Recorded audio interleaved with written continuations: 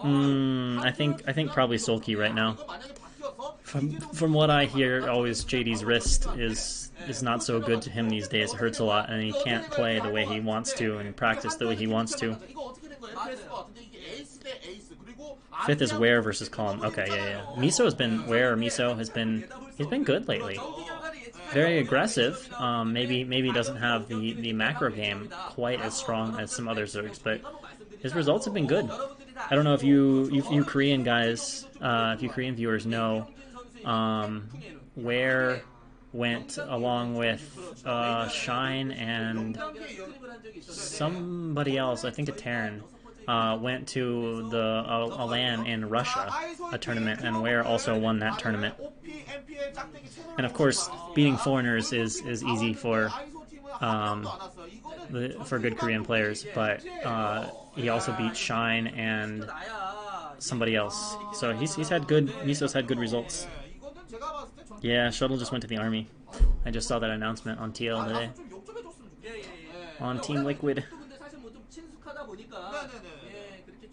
He can't even play Arena the way he wants to. It is sad. It is sad because he's such a talented player. But I think the thing I always admired about JD is just JD had what you could call force of will. It was like he could will games. He could just win games because he wanted to. Oh, Movie. Oh, this is a good PvP, guys. I mean, I guess Movie maybe still kind of rusty, but normally I think of Movie as a PvP specialist. Although his PvZ is good too. Actually, no, I take that back. Movie's kind of just all around solid. And then Mini's pretty good. Yeah, Miso is all in, but he gets it done. He gets it done. I'd be number 1-4 Miso fan.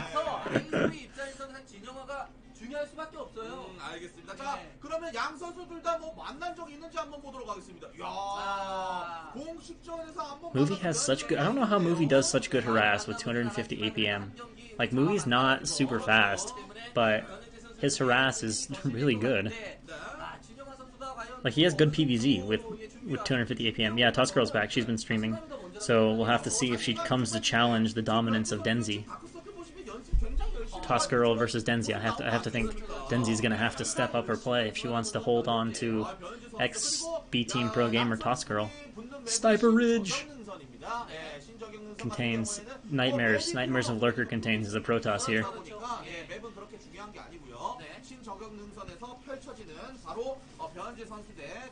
Been Lurker contained a few too many times. I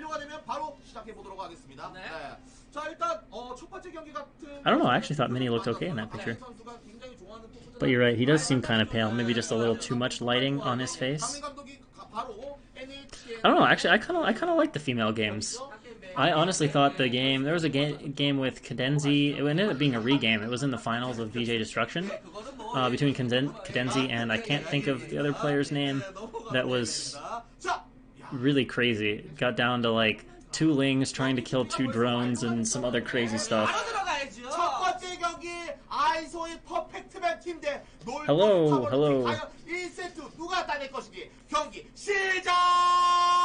It's time to play. Here we go, guys.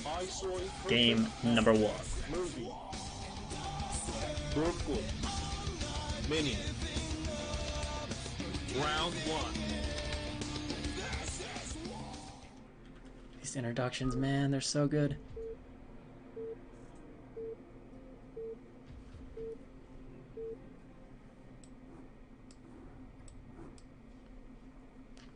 Alright guys, here we go into set number 1. And spawning in the top right hand position as the yellow Protoss, we have Movie.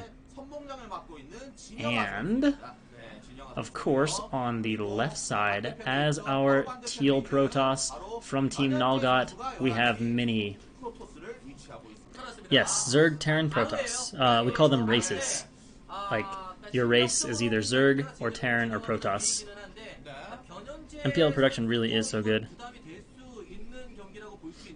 Cadenzi versus Toss Girl show match. Yeah, that'll have to happen at some point. I'm sure it will. Best foreign female versus best Korean female. Good, they're changing the colors.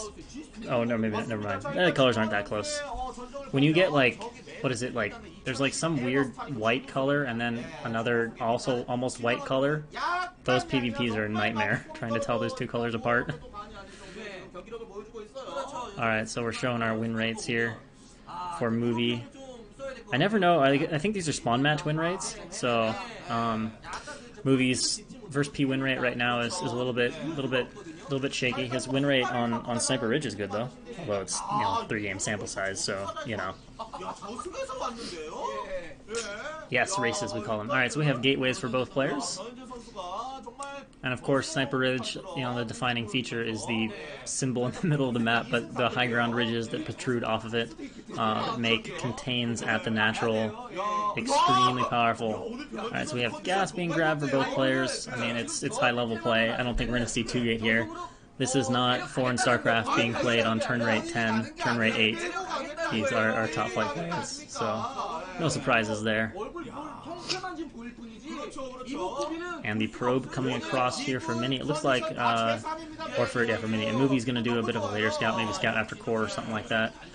No real huge need to scout super early in PvP. You don't really see anything special most of the time. Yeah, you can see if there's like a proxy or something, but good players are not going to show you tech and stuff like that. So in comes the probe for Mini. He's going to see that everything looks relatively normal, but actually we have an interesting scouting path. Oh no, never mind, he's just scouting downwards? No, he's checking the center. Just worried about proxy. Wow, the number of viewers actually apparently just broke my chat.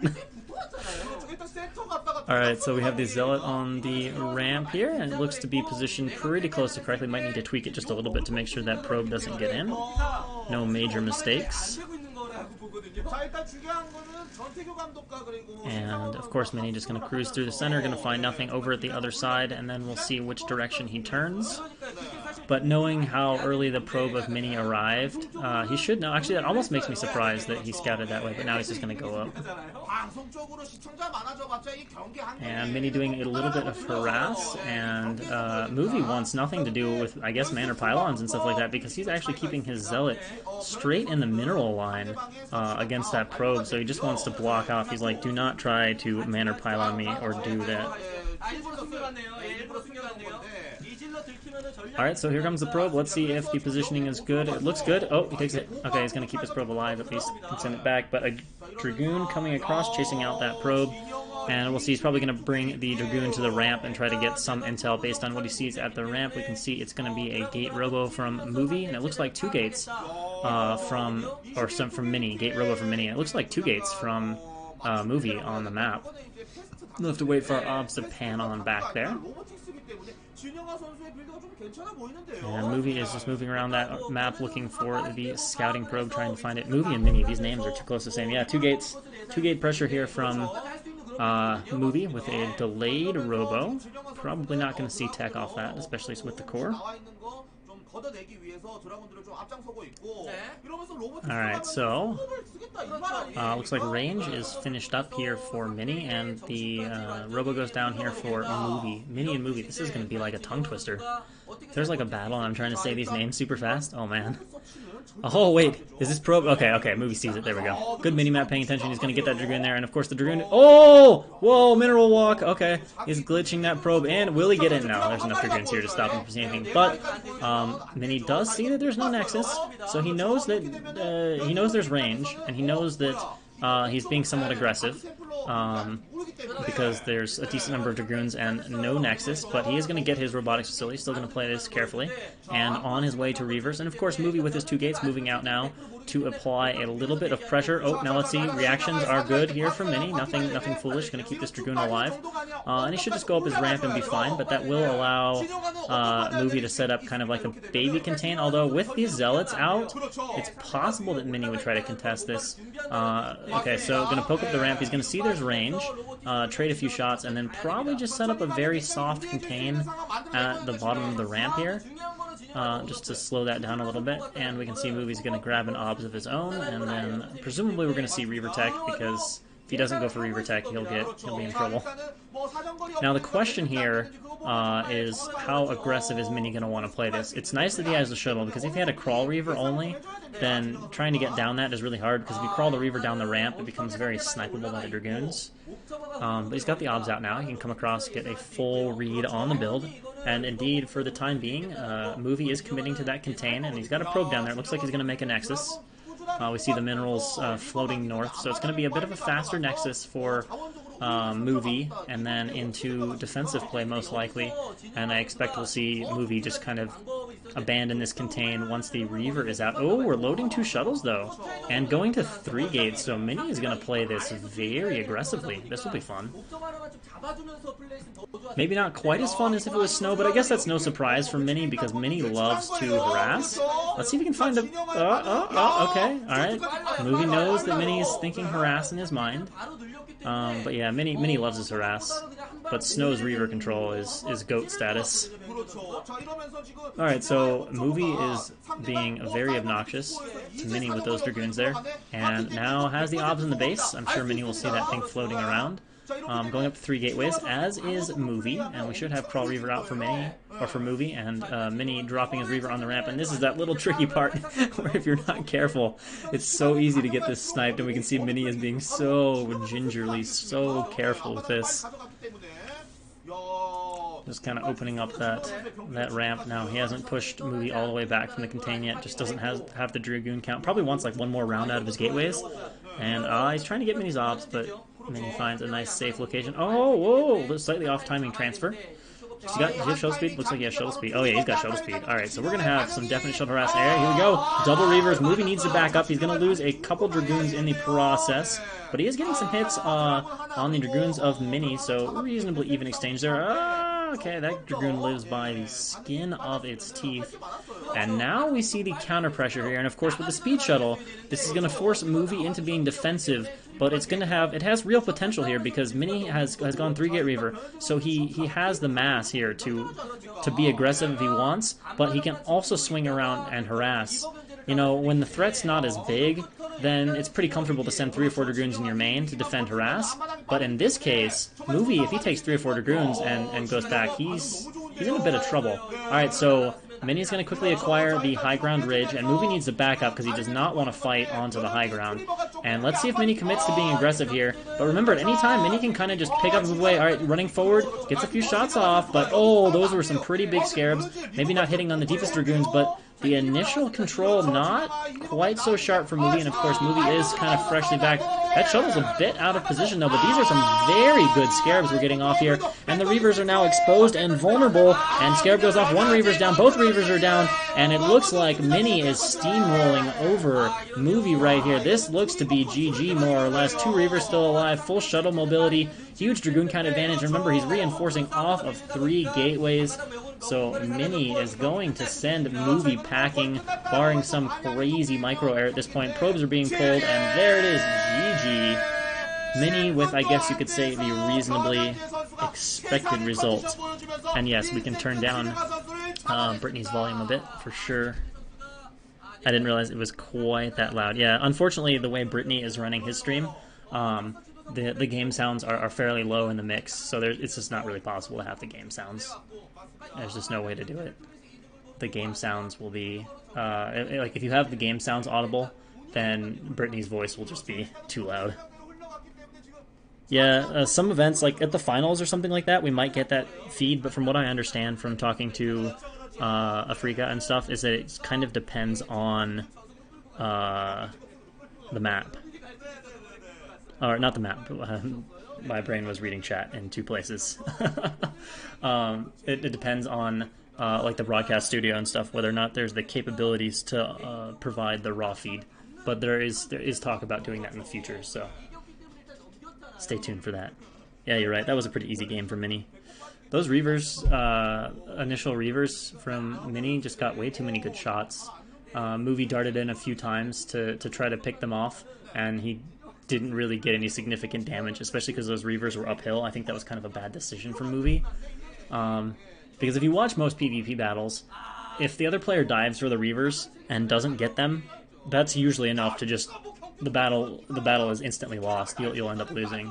So it's a really risky move to take large goon numbers and dive aggressively for Reavers, and that's kind of what we saw Movie try to do there. You get more viewers if you got on your face cam. Yeah, but the problem is, like right now, I guess is the time where it actually sort of makes sense to switch back to that. But there are times where we actually want to see the intros and stuff like that. So, Terran theme. Terran theme, best theme. Terran has the best music. Like, you guys want to talk about Segi? Terran music is Segi.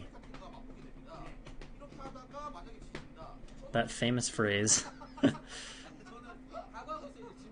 Oh yeah, if I ever get my new GFX card, I wish I had my new GFX card and not my 10-year-old, 8-year-old, whatever the heck it is, NVIDIA GT 520 Stone Age crap. It was a sad movie. Indeed, it was a sad movie. You are absolutely correct about that. Movie went home very sad. Oh well, we have JD versus Soulkey coming up, set 4, and unlike last time where they teased us, Sharp versus Effort was game 5, and Jaehoon had to go and beat Mong and deprive us of Sharp versus Effort. The guy at the right is Brittany. Yes, that is indeed Brittany, and he is one of the most popular streamers, in part because of his organization, but he also just has a very standout personality, so tends to draw the viewers. For some of the Korean guys watching, or maybe some of you foreign guys know too, what is Brittany's actual like MMR? Like, I know he's not, obviously like a top tier pro, but I legitimately don't know if Brittany's more like a 1900 2K guy or if he's like a 2.4K guy. I don't know where he is. Like, could Brittany come in and beat Bomb or beat Eonzerg or people like that, or would they give him a good fight?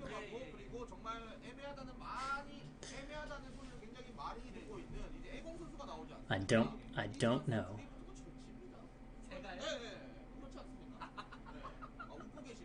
Brittany, I don't know how he does it. He just has such good chemistry with everybody. Like, you watch these people come on, and he's got, like, excellent chemistry. Like, I've never seen him have poor chemistry with anybody he casts with or does things with. He's just got a personality that's, like, ridiculously good for organizing.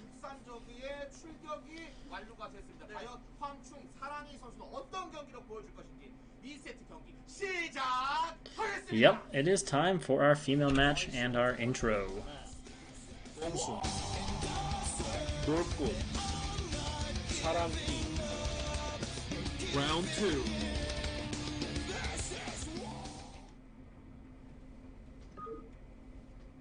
Alright, so we have Sarangi versus Bong-soon. TVZ using the TVP? ZVP? Those are the StarCraft 2 race icons. They're not, like, instinctive to me the way the Brood War race icons are. Well, in the top left-hand corner, as the blue Zerg, we have Bongsoon.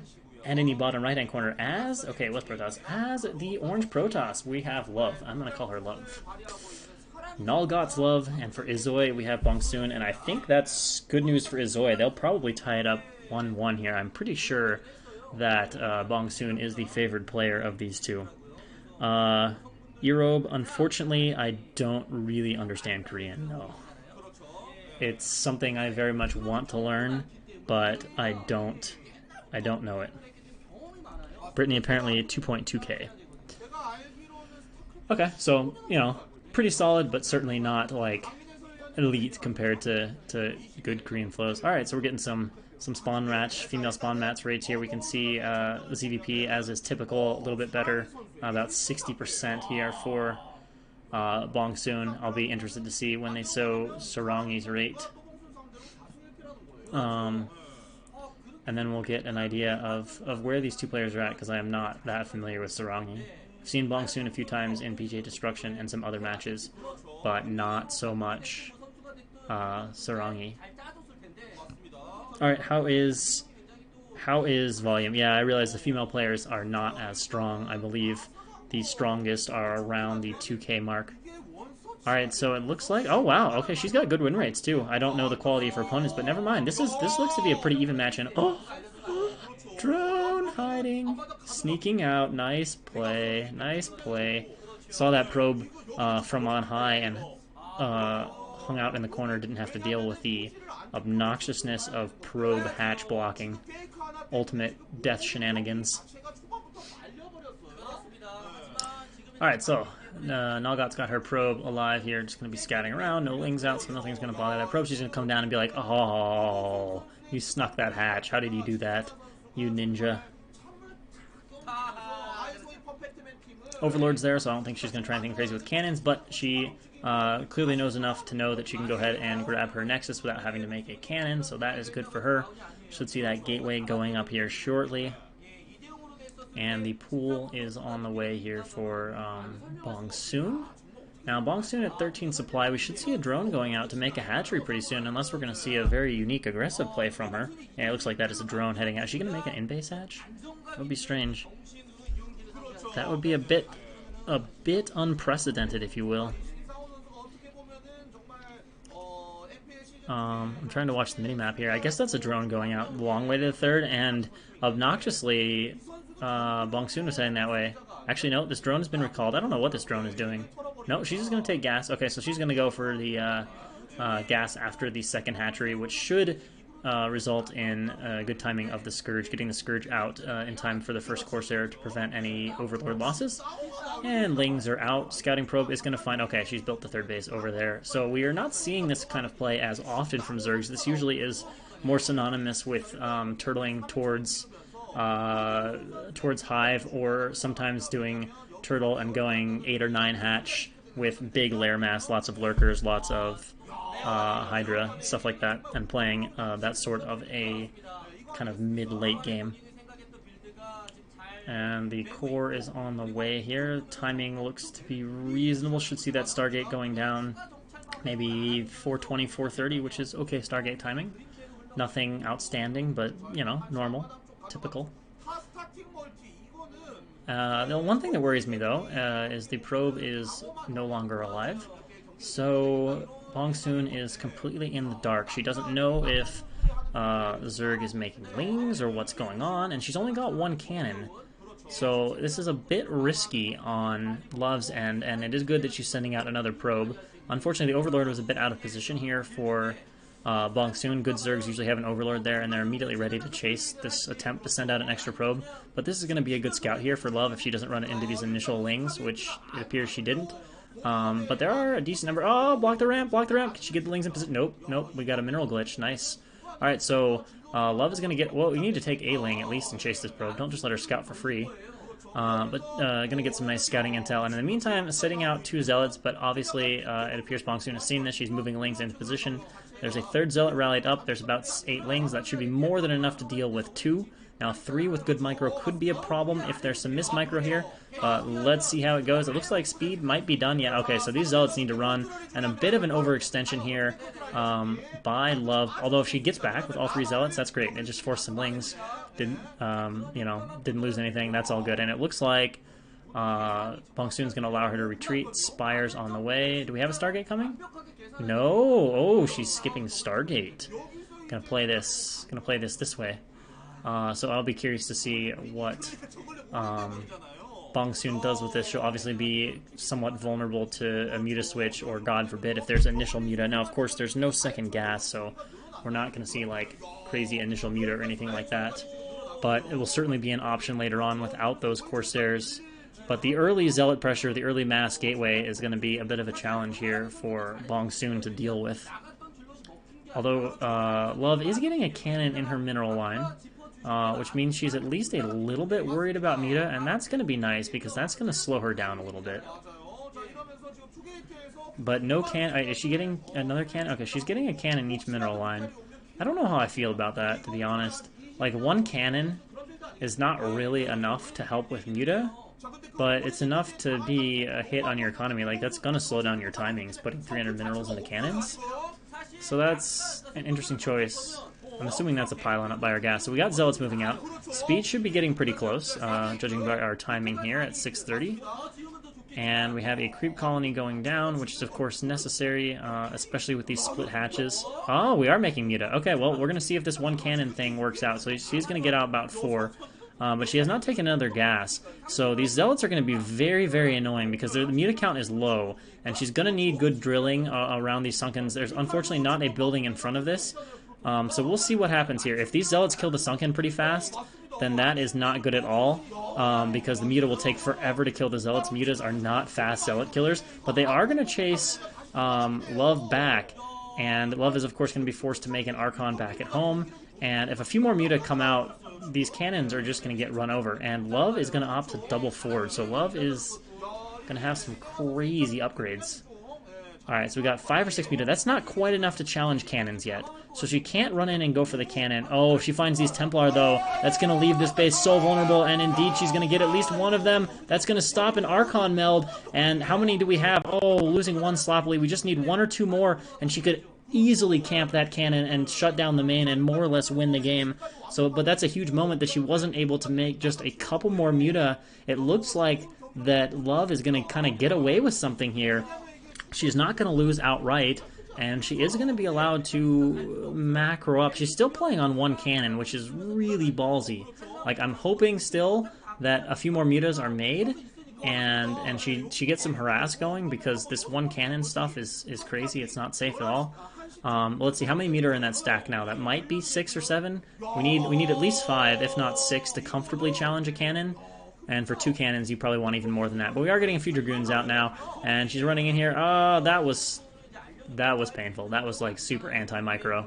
I'm just going to lose a muta and take a lot of damage on my other muta as well. And she's got her Hydrogen up, and finally starting to mine other gas.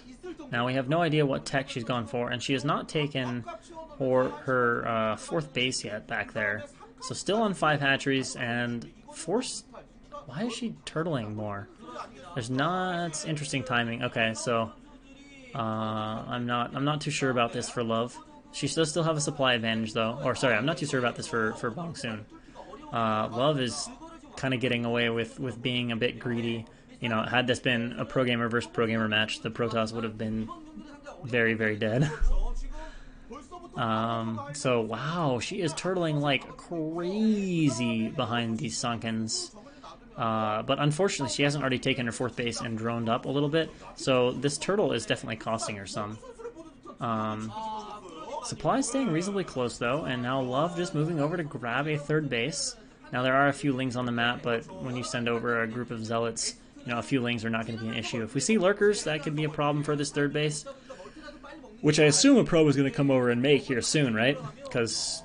well, otherwise it's kind of odd to have a group over here. Although, actually, with just 2 Dragoons, it's actually not enough. The muta are going to come over here, and maybe... actually, I don't know. Maybe it is enough. I still don't know how many muta are in that stack. There might only be 4 or 5, which is not a big threat. But the Lings are attacking the Goons, and the Zealots just evacuated the base. This is kind of... oh, this seems like a very sloppy game. And now we're just going to take the ramp base. I don't know. This game is very strange. This game is very strange. We got a Hive coming... okay, so we are getting lurkers. There's a few Scourge out. I don't know what to make of this. I mean, you know, Love's going to have a decent attack, and she's got like 4 cannons over here. But there's muta still on the map, and still no Corsairs. So she builds 4 cannons in the ramp, right? Well, if Bongsoon builds a few more muta and just goes and harasses the 3rd base, it's like insta-shutdown. So it's like a weird base to take with no air presence, because the cannon investment is just through the roof. I mean, maybe she gets lucky again, and she doesn't, and Bongsoon doesn't make any more muta, and she's allowed to mine from her 3rd base just fine.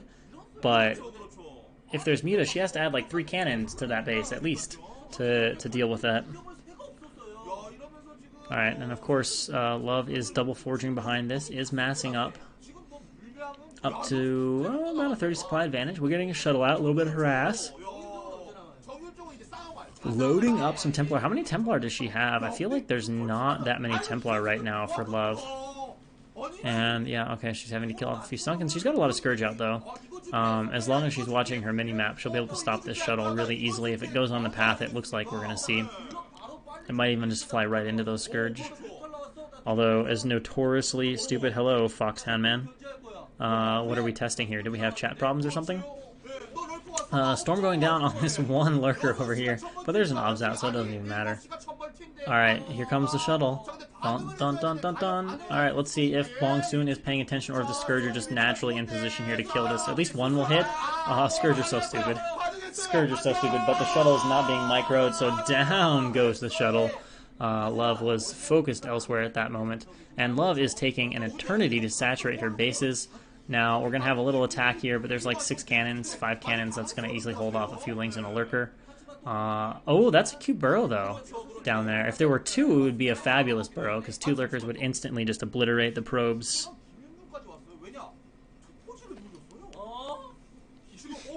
And now Love streaming units out here across the map, starting to get her army out for the first time. Still holding on to that supply advantage, and it's nice that she has 4 bases. I really hope that Bongsoon will figure out that she can use her Mutalisks to come harass the 3rd base because the cannons are at the ramp and not anywhere else. Lurker apparently she's aware of the Lurker, so she's going to kill that. Muta are going to swing around here to harass the natural, but remember, there's already a cannon or 2 in the natural mineral line, and at this stage in the game, those Muta aren't going to be a big deal, but we are definitely going to go to a long macro game ZVP, and that is the first time I have seen a female match go into a long macro game, and holy mackerel, this turtling of Bongsoon. She is just digging in her heels for Hive, and I'm going to be so sad if Love just lets Bongsoon sneak drones to 12 or 3 or 9, because that's probably the worst thing Bongsoon can do in this position. She's got map control, she's got a strong army, she's actually going to have 4 gas if she doesn't already, so she can build a pretty good composition. She's got really good upgrades, so the biggest mistake she can make right now is just not being attentive of the expos. And oh, nice paying attention though right there. Gonna assassinate yet another shuttle is Love, so you gotta like how Love is doing that.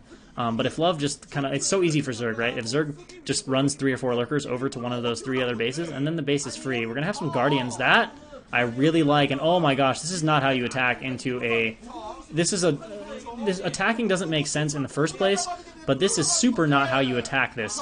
She's already suicided all of her zealots. She's going to have to deal with Guardians. Love is in danger of just outright throwing the game. This attack is incredibly suicidal. Whoever the coaches are needs to talk about how to attack in ZVT, because the game was going fine for her, and then she does this, and Love just lost the game more or less. So that was an absolute disaster, because now she's going to get Guardians harassed at home. She's lost all of her units. The eco for Bongsoon is, okay, well, maybe if the Guardians are just completely ignored and unmicroed. She has to defend with Templar. Alright, I feel like these players are probably supposed to be somewhere between 1600 and like 1900 MMR, but I'm sorry, that attack into the Zerg base, that was like 1200 MMR kind of attack. It was just not microed. The Zealots were just in front of the attack. It was an absolute train wreck. Like a facepalm of all moves. And okay, now of course Bongsoon can just expand out and take control of everything. I mean, at least Love still has their expansions, but yeah, Bongsoon can just drone to infinity, have 7 bases, and say, okay, Protoss, bye-bye. Bye-bye. And yep, she's taking the top base, which is good. She's taking the right base, which is good. Should have Defiler Tech, Hive Tech out here, hopefully soon, if we don't have it already. Can start swarming up and dealing with those cannons. There's no Reavers out. There's not incredibly high Templar count. She's actually been forced to get a Stargate to try to push back these Guardians.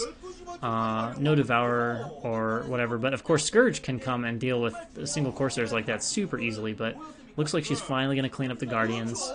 She is macroing up a little bit. You can see she better have both of her gases. Looks like she does. I'm just noticing the disparity there between minerals and gas for Love. And, okay, a bunch of Scourge coming in here, I guess, to hunt the Corsair. Oh, burrow the Lurkers! Burrow the Lurkers and send some Lings over. The Zealots can kill these if they're unsupported. Okay, so we have a bunch of Lings flooding over, and Love is going to go for another attack. Love might actually deny this base, which is good. It depends on exactly how many units. Now, I think if Bongsoon gets her stuff organized and sends everything in, I think she should be able to defend this base pretty easily, especially since it looks like she has Cracklings. And Cracklings are, well, we know what Cracklings are. They're monsters. They're demons if you're a Protoss player. Absolute little devils. And yeah, it's just Dragoons now, so the Cracklings are going to come in. They're going to surround everything. And Love is going to suicide yet another army, unless she has... Well, okay, maybe if she has a couple more storms, she'll actually keep holding on. But I think it's pretty obvious at this point that Bongsoon will be able to defend this base. She's not AFKing completely on her macro, so Ling surrounding everything. That's going to be it for this base. And a lot of units we can see at the bottom left here. Hopefully there's a Defiler down there. Well, nice flood of Zealots and a nice storm, but Ultras are on the way. Or will be on the... Yeah, okay, so that's going to come clear that out. I think she might have enough Zealots to get on top of the base and kill it, but still 5 base for Zerg. And we got Ultras out, which is going to be incredibly hard to deal with because she's thrown away a few armies. She has absolutely nothing that resembles a Hive comp. And Dragoon Zealot is comically bad against Ultraling. Dragoons are actually okay against Ultras, but against Ultraling, just comically bad. You better have Archons and Templar in there, and ideally some Reavers later on for support. And if that's a drop, that is a drop. Like, I don't know if that's a drop, but I think it is. It feels like a drop. And if it's loaded up fully in all of those Overlords, my god. That's a lot of Zerg units. And let's face it, 200 supply, we don't see a ton of units out on the map. So I think this is probably fully loaded up. 1 Templar, can be a few storms, but if she starts dropping nicely here, the storms are not going to be enough to deal with this drop. And there's Ultras in it, so yep. Down goes the 4th base. We're going to have Love going to 3 bases here. And Bong-soon is looking to more or less make this a rout at this point.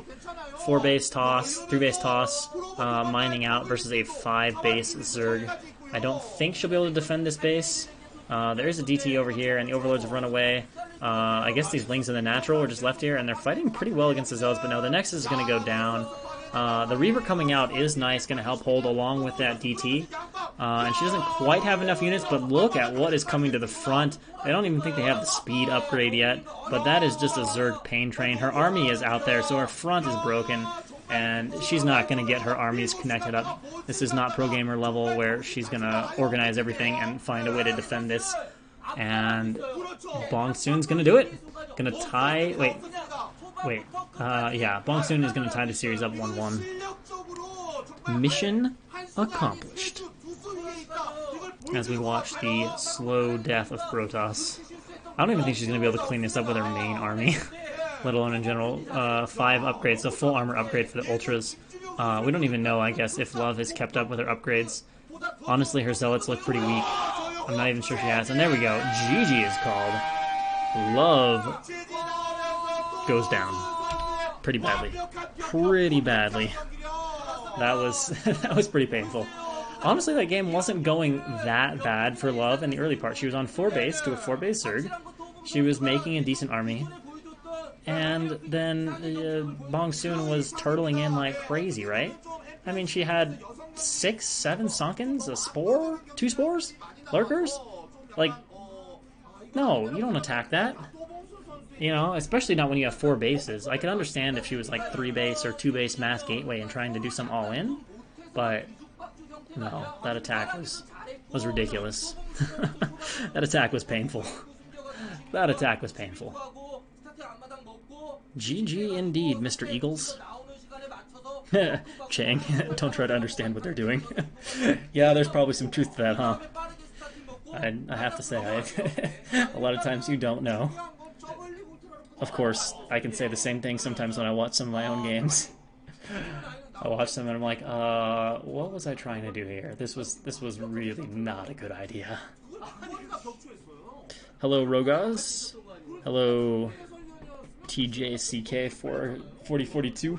I wish I could say the Korean. Yeah, tournament pressure and anxiety does change the game a little bit. I was talking the other day to somebody. I was saying I feel it the most when I'm pretty equal to somebody, and I really want to win, especially, and I get into a position where I can win. Particularly, it's one of those situations where if I win, if I do really well and execute, I probably win. But if my execution is bad, I lose.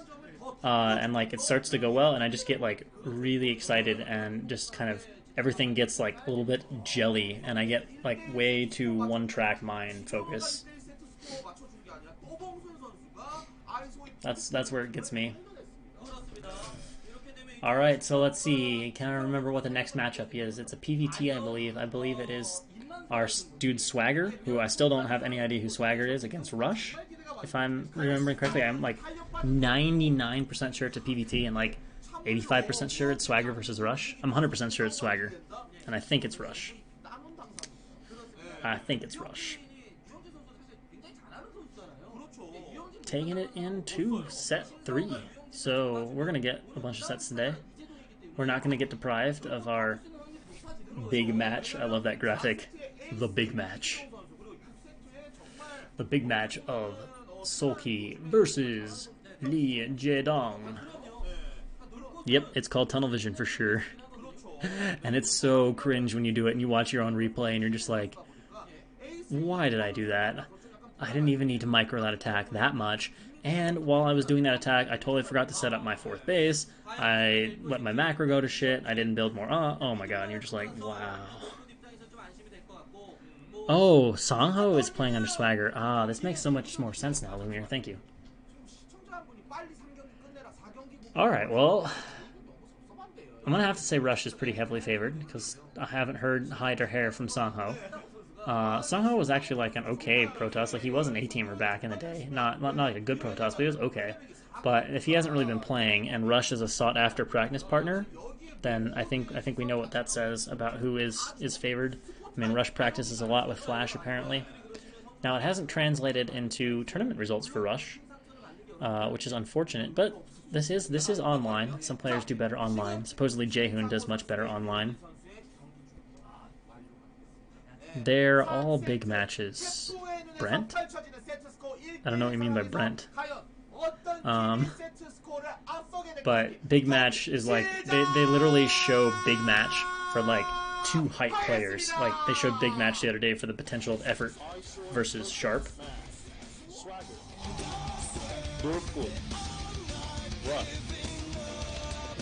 Round 3. This is war! Swagger versus Rush on Eye of the Storm. Or apparently in Korean, it's called, like, Typhoon? Eye of Typhoon or something? I don't know what the translation is, but I thought I saw somewhere that it's called that. So in the top left-hand corner, as the purple Protoss, we have Zizo, aka Swagger, aka SangHo. And in the bottom left-hand corner, we have the practice partner legend, Rush. So we'll see how this goes, and I'll be curious to see what SangHo wants to open with, because this map is not a ramped map.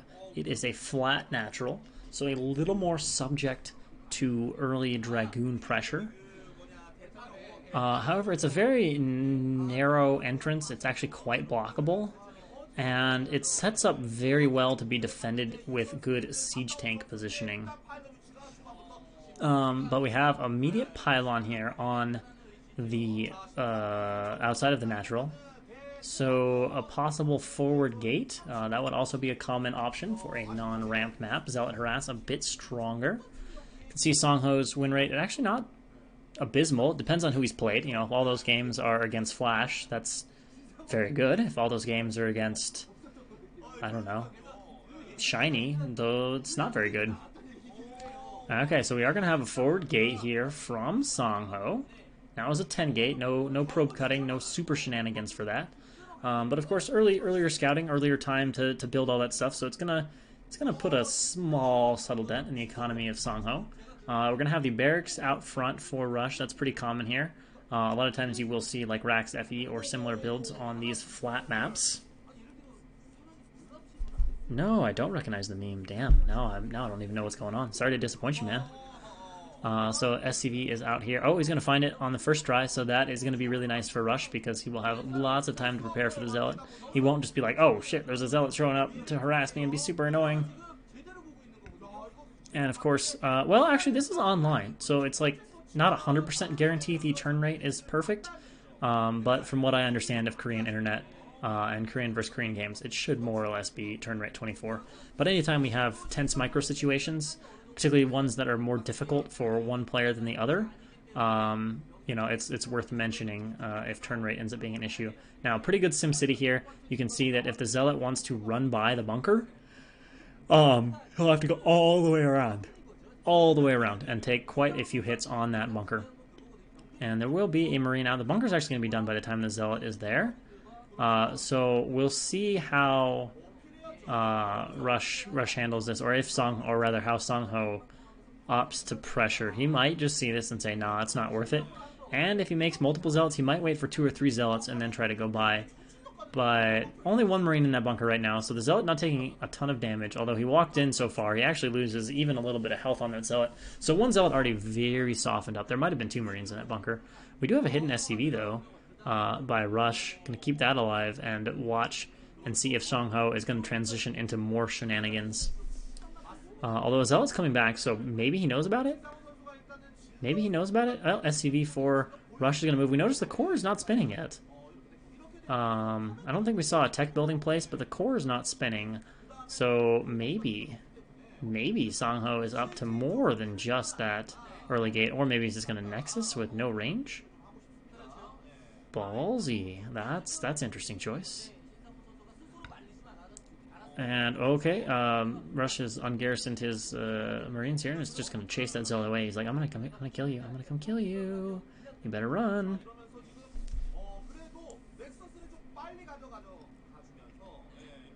Alright, so SangHo has first Dragoon out. No range yet. Keep in mind, no range. Has he started it? No. What? This is so weird. This is so weird.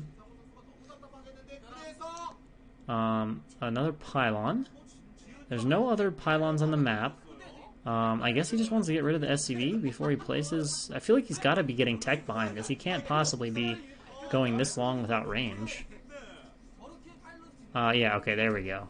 There we go. Got that Robo Bay coming up. So we're going to go into Reaver. We've got the 2 factories coming up for Rush, as is typical. It looks like he's getting a depot. Is he getting a scanner? That would be interesting. I don't know. Alright, range starts finally for SangHo. We have a 445 range upgrade start timing. But I'm assuming he's going Reavers,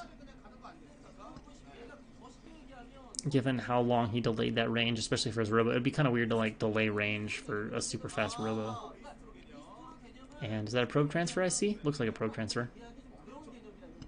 Yep, we got a probe transfer here, so the expansion coming online here for SangHo. Only has a small supply advantage though right now. And well, that SC is not going to get in to see anything, but nice attempt by Rush. Unfortunately, too many units left in natural. He's getting obs first. If he just goes obs, I'm going to be so baffled by this. I feel like he would be in big danger to some sort of kind of early factory timing. Not like a 4 or 5 fact, but like, I don't know, if he did some weird 3 or 4 fact skipping eBay and Academy. Of course he hasn't done that, but what's he getting here? 2 more gateways. Is he really not going to go Reaver off this? Is he really not going to go Reaver? He might not. Wants to kill that SCV off. Oh, okay. He noticed it. And Rush not paying attention. So that SCV is going to fall there. SangHo judging that one pretty much perfectly. Getting a turret up in the natural. Rush still doesn't quite know what's going on. And of course he saw a non-spinning core. So he's a bit suspicious. He's probably like, where's your stuff, man? Like, I know you're up to no good. And a lot of minerals for SangHo, so I think we can infer he's going to expand. So he's going to take a pretty quick 3rd base off of just, what, a few Dragoons? 3 Dragoons? Something like that. So, nice quick expansion here. And then just going to reposition those Dragoons over at the top of the ramp. And we got a starport and 4 Vultures, so I think you guys know where this is headed. Drop City. Drop City. And, alright, observer coming in. Oh, it's gonna die. Wait, what? Oh, okay, the turret just took a while. Oh, wait, is that actually... Oh, what a scout. Oh, boy, oh. SangHo is in the base. He's got a full scout off and getting amazing intel. So he should be able to defend with minimal damage now from this drop. Usually that can be quite scary when a drop like that comes in if you're not ready for it, but with that fully scouted, he's going to pylon wall this off completely, and he's going to trap those Vultures, and that is going to be all she wrote for those Vultures. Not even really going to get to lay that many mines. Should be able to clear those out with careful walking. Oh, he's trying to escape. Can he actually get one out? Yes, he's going to escape with one vulture, but oh, he gets it in. Oh, no. Spawning Dragoons at the perfect timing. Even the mine dies. Just kind of by dumb luck, SangHo is able to prevent that vulture from doing any damage. There's still one mine left. He's going to clear that out. He's got his Maynard of probes heading towards base numero 3. And getting a... Whoa, that's pretty fast forge. But I guess if there's dropships in play, you can respect getting a fast forge. It kind of makes it worth it. So he'll be having that going up. I guess we're going to see a cannon or two. And, well, we haven't seen anything done with the dropship yet. I think Rush is going to kind of...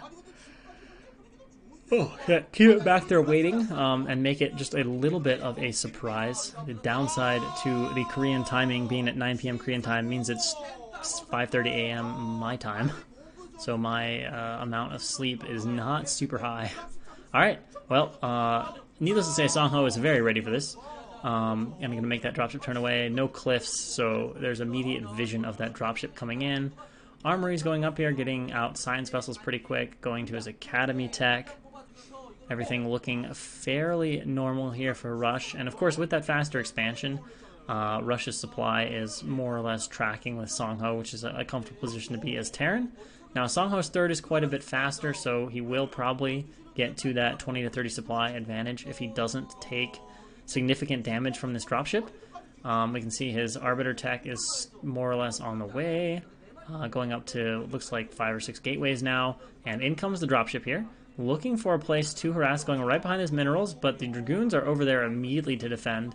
And of course, where SangHo's taken his base is very close, very easy defense against the harass here for SangHo. So there's not really going to be any alternatives for Rush until SangHo expands further, or until Rush starts pushing and SangHo needs to be out on the map. Then there'll be more opportunities for that dropship later on. So SangHo is going to move on, start clearing out a few mines with his Dragoons. Still on slow obs, so he'll have to babysit that observer a little bit. And a few obs are being sent out towards the front of Terran, getting a feel for where those mines are at. And they are showing that we have had the scan, so Rush is aware of the incoming Arbiter tech here from SangHo, who is upgrading quite heavily, honestly. Double Forge in PvT very early. In fact, 10 minutes, like that's a very fast Double Forge. That's really prioritizing upgrades. Oh, nice snipe. That's so annoying. So SangHo's fourth just got delayed by quite a bit. More units coming out for SangHo. He does still have that supply lead, but Rush now has his third base, so we should see an explosion here in factories up towards the usual 8 or 9 coming up shortly for Rush. SangHo is up to, look like to be 8 gateways, considering he has one at the front, has an Arbiter on the way. So I guess position doesn't look too bad for SangHo. I think he would like to have just a little bit more of an economic edge, but he's going to have really good tech timing, solid army composition, all that kind of stuff going on for him, which is good. He'll have fast recalls, and he might have a recall timing before Rush is really big. Now, obviously, he's not going to have a recall like right now, which would be very, very strong with the low unit count from Rush. But he'll have some options. He'll definitely have recall if he wants it, like right when Rush moves out, and then just immediately recall the main or something like that. And of course, the other nice thing so far for SangHo is he's got the map almost completely clear of mines, which is such a big difference as Protoss. Like when you can just comfortably go anywhere you want on the map without fear, that's really nice.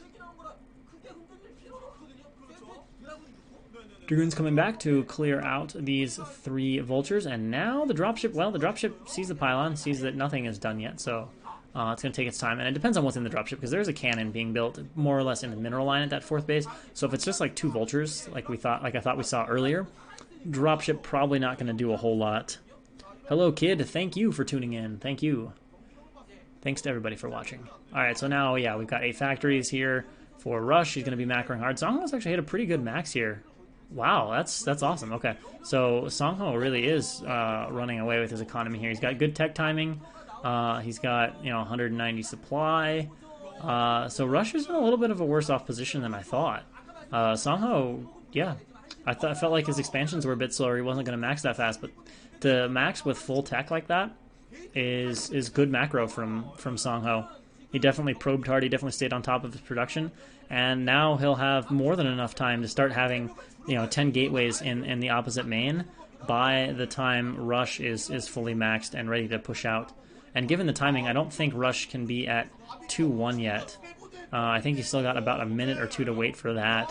So this really should be very comfortable. You can see already the money is going high for SangHo. So he'll be adding a bunch of gateways over that other base. And that's a tough position to play off as Terran. So SangHo's relatively greedy expansion. He almost did one gate double expo. That's put him in a pretty good spot economically. He just needs to get those gateways going up. And there we see the first of them starting to come up. And yeah, it's just, as Terran, it's pretty scary to have to deal with a Protoss who has that kind of production. And what we're seeing nowadays is Terrans are moving very quickly to try to snipe down all of Protoss's expos the second they get a reasonably successful first attack. All right, so will this drop be the distraction that then serves to help Rush get out on the map? I don't know. SangHo's ready. SangHo running in, and it looks like he's kind of caught Rush by the seat of his pants. Rush's army is relatively small. SangHo is macroing hard here, getting those gateways all running during this attack. Now he's going to run out of Zealots and have to pull back, but he hits a pretty nice stasis. He clears out 6 or 7 tanks, and he pulls back at exactly the right time. However, that, although 6 kills is not insane, but he pulled back. He's got gateways up. I would like to see a few more up. His money is still kind of on the high side, but Rush is definitely pinned back, except this dropship now flying into the main. SangHo forced to run his probes, and finally the Dragoons are able to scuttle there over into position, and the cannons being re-added. So, gonna be okay for the moment, and he is basically at remax, but so is Rush. And we'll see how this goes here. Now, Arbiter health, did SangHo pull that first Arbiter back? I actually don't remember, or if he lost it to the turret, as is so common. But if he has a recall, that's a nice other option. He'll have at least 1 or 2 stasis? I don't actually know what the plural of that word is. That Observer's gonna die. That turret is about to finish. And it looks like, with these turrets going up and stuff, looks like Rush is almost wanting to play this as a slow push. Very defensive here. SangHo eating a few mines, sort of out of position with those Zealots. And, of course, Rush taking the bottom right-hand base. Now his army is a bit out of position for taking that right-hand base. I wonder if it... Well, no, it's too out of position. It's an interesting thought process, though. You'd think if he was going to take that right-hand base, you'd think Rush would want to push across the map towards SangHo's 4th and 5th. Okay, obviously this base is going to have to just cancel. And Rush is going to take that. That bottom right base almost feels like it's meant to be a hidden base at this point. He's not pushing in a way that defends that base. And it's just 100% vulnerable and exposed. Now, Protoss might not scout it, for obvious reasons, because it's not a base you'd expect Terran to take. But the way that Rush is pushing is not very defensive of that base. Oh, Blindrar joins the fan club. Well, thank you. Get the fancy pink text next to your name. Alright, so swinging around now. Bunch of tanks, bunch of vultures. Okay, gonna assassinate the obs. And now Rush has his push in the center of the map. SangHo should have some pretty damn good upgrades. He's got a shuttle. Hopefully that shuttle has High Templar in it. And spreading out his army, and Rush is just very much slow pushing now. This is going to be quite the sandwich by SangHo, and it looks to be fairly well coordinated, but there are a lot of mines in front of the army, but good spread, gonna really allow the splash damage to spread out and not take too much. Now let's see, what's in that shuttle?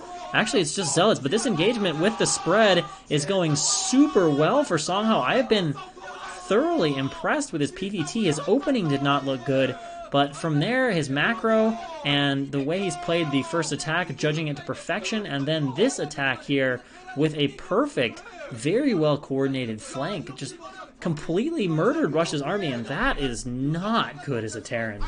Like, when Protoss takes a decisive win, that's just not what's supposed to happen. Now, SangHo is going to move down here. He's going to fight a few of these vultures, and then move back on top of the tanks when they unstasis. And let's see if he judges this correctly, because obviously if Terran is able to free up and free his oh, sick D-Matrix. Is it enough? I don't think it is. It doesn't seem like there's enough units to challenge it, and we've got a group of Zealots forcing an evacuation on Rush's 9 o'clock base here. And in the meantime, SangHo has expanded also to his 3 o'clock. Now, still nothing being done about Rush's hidden expo at the bottom position. It is not scouted yet. And that, if SangHo were to lose this game, that will end up being a pivotal factor at this point. Now, Rush is still in a rough spot. He does not have an army. He's at 140 supply. And now he's at that point, too, when Protoss wins an engagement that decisively, it becomes very easy for Protoss to start recalling. And unless your vessel EMPs are flawless, or your mines, you just don't have any option. Wow, SangHo's going to go again here. Let's see if he can get a good engagement this time, but I don't feel like there's enough Zealots. Now he's bringing in another shuttle. Oh, he's got a big wave of reinforcements, though, so this might work out. That's a little aggressive, though, how much he's running on top of the tanks. I think that was a missed move command, because he ran his entire group of Dragoons right on top of the tanks without even attacking once, but huge reinforcements. The macro train of SangHo is out of control. Is he just going to run Rush over? He might be able to do that, and that will make the hidden base completely irrelevant. But I am thoroughly impressed. The spread, the army control here for SangHo is very, very good. Tank's actually killing some of his own SCVs, and the supply for Rush dipping perilously low. Again, forced to float off that base, camping this small stasis here, a little out of position. What? SangHo, okay. Your army controls look mostly... Oh, did he dodge those? I don't think he did. Oh, he's even building a pylon there. He's going to start cannoning this base. He's going to be like, get out. But some vultures are coming over to defend that. So SangHo will be able to shut down that base. And that means Rush basically just has kind of 2 mining bases with, I'm sure, his natural about to mine out. Things looking very good for SangHo. Oh, wow, this guy is getting a bit confident. Manor Nexus! He's like, get out, Rush, you're dead. You're dead. But is he actually dead? Oh, wow, he is just... If SangHo loses this game, though, I mean, he's pretty damn far ahead. But wow, the confidence here. The confidence. He's coming in for another attack. And Rush is doing everything he can to defend, but is there a Zealot Pain Train? Well, this army is pretty arced and pretty spread. Good stasis is going off. Again, the shuttle, it's amazing to see a shuttle being this effective at Zealot bombing at 1945. Army from SangHo rolling over. We've got Reinforcement Pain Train. The funny thing is that SangHo is not even stopping the macro at that base. It looks like Rush has actually killed those pylons off, sent some vultures back specifically to do that. Worried about the potential of cannons, which is actually going to drive away SangHo's Zealot macro. And again, Rush tries to land the command center at 9, but SangHo's like, nope, you can't do that. And oh no, Rush is not fighting a very good engagement here. He's trying to save these tanks. Another Manor Nexus from SangHo. Well, I guess if he's got a name like Swagger, he's earning his nickname. I mean, he is earning his nickname. And it works when you're backing your play up with dominating victories. Dominating games like SangHo is doing right now. It works. But the moment you start losing, if you start losing, it's not so good. But it looks like this is getting pretty close to about it. The Zealots now are going to finish off the rest of these SCVs. So that means the mining from SangHo looks to be 1 base. I don't see any action going on at the natural. And that should be about it for Rush. He's got kind of 1 last army, but there's not really a way he's going to push out and establish himself. Yeah, that's pretty aggressive, bad manner. I wonder if Rush is going to be, like, pissed about it. I wonder if there's a history, or if SangHo's just having fun. Alright, so SangHo is moving in with the Dragoons, clearing out some of the initial front mines, and we have another break coming in. This is not the best initial engagement here. There's actually a chance that Rush could hold this, although the Zealots, the Zealots are thinning out, so Rush is going to hold on here. Which is, it's worth something. That's important mining. Oh, wow.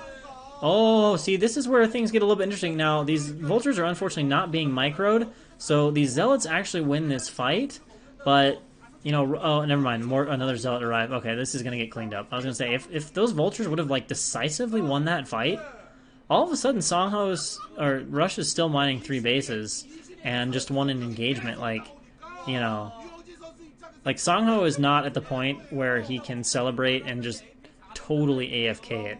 Like, he still needs to have another good engagement or two, and if he had a bad engagement or two, he could come close to letting Rush back into this, because Rush still has 2 mining bases, and I mean, anytime Terran has 3, especially mining bases, they're not 100% out of it. All it takes is one bad push sometimes, and with good tank splits, all of a sudden Terran can be like, oh, hello, I just killed 4 of your bases, I'm back in this game.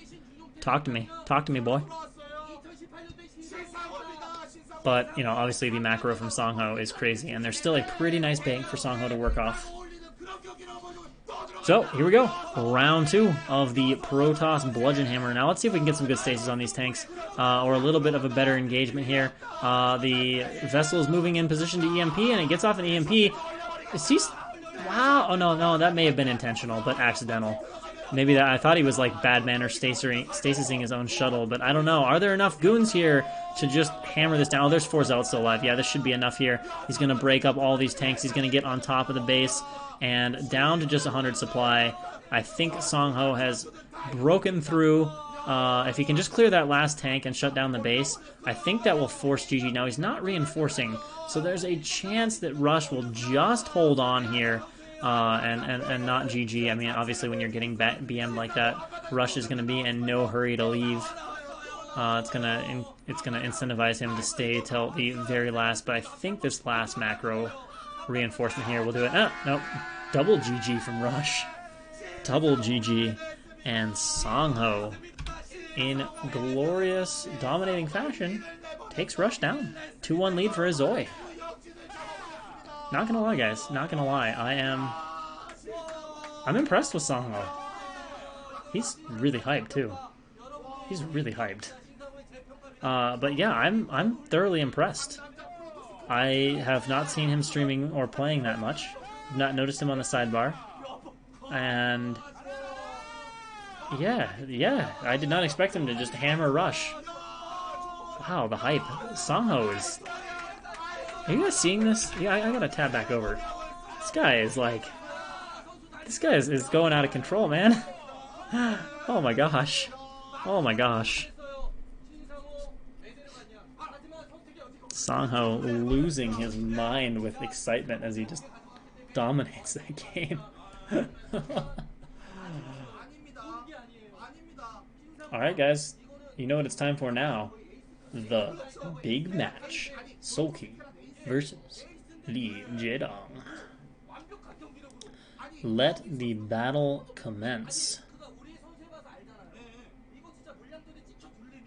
I think Soulkey's gonna take it, but Jaedong, within reason, is still Jaedong, and you know, I mean, he can pull off victories.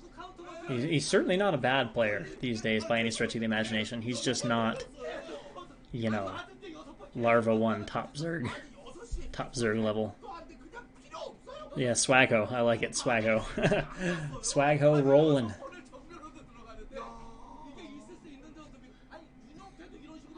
Played that game to perfection. Just nothing poor Rush could do. Could never build up that 200 mass. That engagement, the pincer attack from both sides, that was really good. Like, I don't know if you guys play Protoss, how often you guys try to coordinate attacks like that. And it's so easy to do an engagement like that and either not see what Terran has. And so, like, you move in, right? And you get this nice pincer. And it's like Dragoon heavy on one side and Zealot heavy on the other side. And on the side that's Zealot heavy, that's where all Terran's vultures are. And on the side that's Dragoon heavy, it's where all Terran's tanks are. And you just take, like, the worst fight. Or you just don't coordinate it quite right because of how much Terran stretches. You didn't quite have a feel for that. And one group is dead before the other group arrives. And it's just... like, that's tricky control to do, and SangHo was just... that was good. That's all I can say. That's all I can say. Dude, Blindrar, someone donated on Twitch today when I was casting for an event. Possibly, somebody did 1,000 bit cheer. That was like $10, I think, if I remember how bits work. I was like, oh, shoot, we making money. It's like 1/15th of the way there. Getting a little bit closer, inching closer. Oh, are we getting ready? We're getting ready for our next game. feel like there's some building anticipation here with Brittany and Nalra. Actually, no, we got a little ad commercial thing. Beep. Lara! Okay, yeah, we're doing like a little ad. Little ad.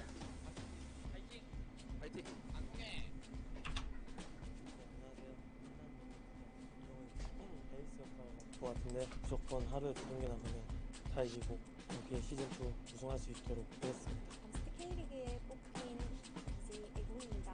이번 MPL 제가 열심히 해가지고 애매하지 않게 확실하게 저희 팀을 우승으로 이끌어보겠습니다. 싱금투 MPL 너무 좋아요. Good empty. She's like, come here.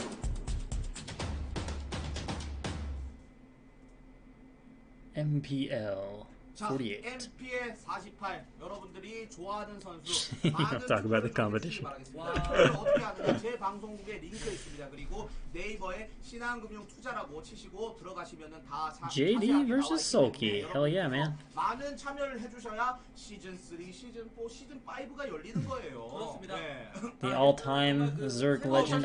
Maybe you could argue he who shall not be named could also be in that category, but we've got the all-time Zerg legend against one of the current best Zerg players, certainly the one at the moment having the best run. Gwemchi, yeah man, G-Sizzle for life.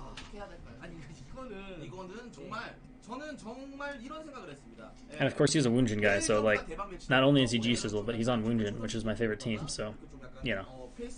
Have to give like maximum love. Yeah, MPL production value is excellent.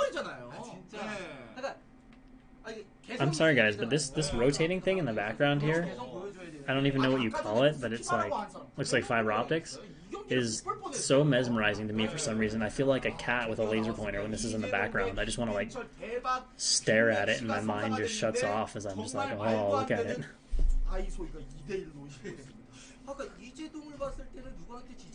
And that might just be an Elmaster thing, I have no idea, to be perfectly honest.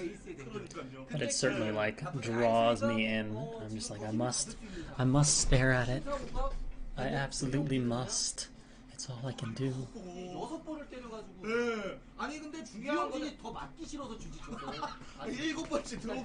They're hyping this one up, getting some extra discussion, some extra commercials. Now, if I recall correctly, JD is on Isoi, so if JD wins, we got 3-1 Isoi. If Soulkey wins, we're tied up 2-2. Sorry guys, we're gonna keep it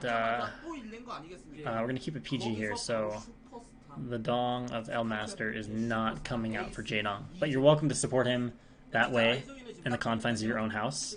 I fully can get behind such support. If that is how you show solidarity with JD, go for it. Go for it. Rotating thing? Come on, guys. Come on. I'll switch it back, but you guys have to know what I'm talking about. It's in the background. It's what's behind the casters every time they're talking. Just the thing that looks like little fiber optics and beads that just spins and spins. It just like draws me in. It's mesmerizing, man. That's all I can say. I think the intensity is increasing.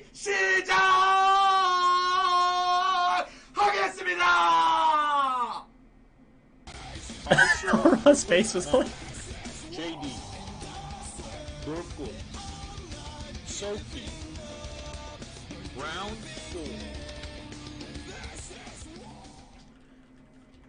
4. Shoot, I forgot what I was gonna say. I was gonna say something, but I forgot what. Alright guys, here we go. Game number 4. Spawning in the top left-hand position as the White Zerg, we have Lee Jaedong. And immediately at 500 APM. Yeah, he does spam out APM at the beginning of the game like nobody's business. He likes to move those fingers fast. And in the bottom right-hand corner, as the Orange Zerg, we have Soulkey, who does not spam that hard at all. So JD is winning the spam wars big time. Yeah. I think that was probably why Nalra looked funny, because he just kind of had his mouth like hanging open. Oh yeah, do you guys know what they're actually saying though when they get like excited? What is it that they're actually shouting? Like, what does it mean? Is it just like go or match or what is it? Lee Jaedong, the tyrant, the all-time Zerg legend. Wow, this is actually really nice. I did not realize he was still doing that well, unless they're pulling from Kespa era, because that's a crazy win rate. If that's spawn match win rate, hot damn. Hot damn. Map win rate, maps don't matter too much in ZVZ, but 5-1? 3-1 if JD wins, correct.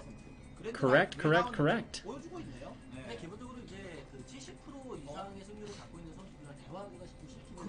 Is that Kespa rate or is that spawn match rates? Because if that's spawn match rates, like that's pretty good. That's honestly way better than I thought he was doing. If that is from spawn match results. Kid, what you typed, that character, that's like laughter, right? Like the Korean laughter. Alright, so what do we have here for builds? Was that Overcast from Soulkey? Looks like it. Yeah, it looks like Overcast from Soulkey. And JD is going to do 12 pool?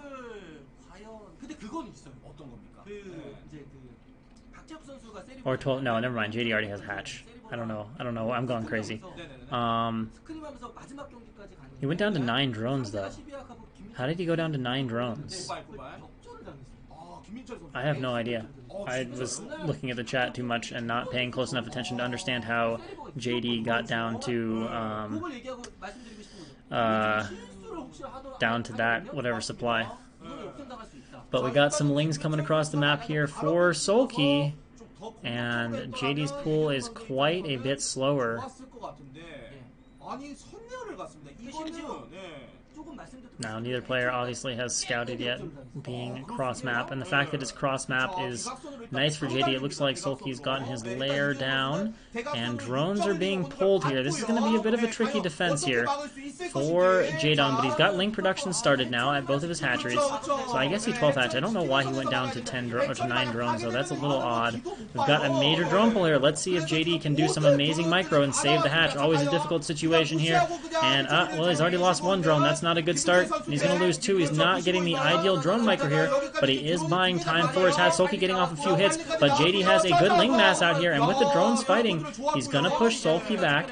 Again, I don't think that was 9 pull from Soulkey, so that explains the defense for JD, but the Spire is going to be extremely crisp timing here for Soulkey, and the question now is, where does Jaedong go for this? He's obviously not going to have a lair or a Spire anytime soon. Oh, JD, come on, micro.